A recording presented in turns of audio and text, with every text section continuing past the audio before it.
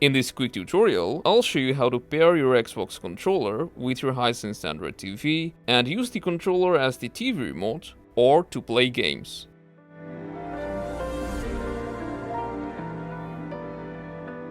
To pair your Xbox controller, whether it's the Series X or Xbox One, first you'll need to go to the settings of your TV. So from the home screen, go up, then go right to the settings cogwheel, open it, then go down and select remotes and accessories. Now select add accessory, and then your TV will start searching for your Bluetooth controller. So take your Xbox controller, long press on the Xbox button to turn it on, and now we'll need to put it into pairing mode. And you should already know that to get your controller in pairing mode, you'll just need to press and hold the pairing button at the top until the controller light starts blinking rapidly.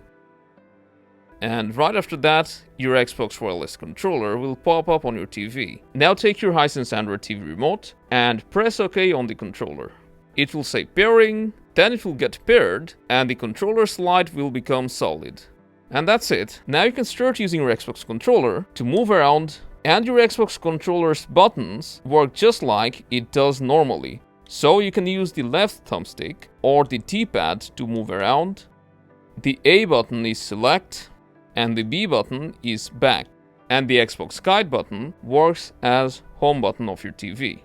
Now, if you plan to use your Xbox controller to play games on your Hisense TV, then you can also connect it via the USB cable, which is straight plug and play, and you will get low latency using the wired connection. And that's all there is to it.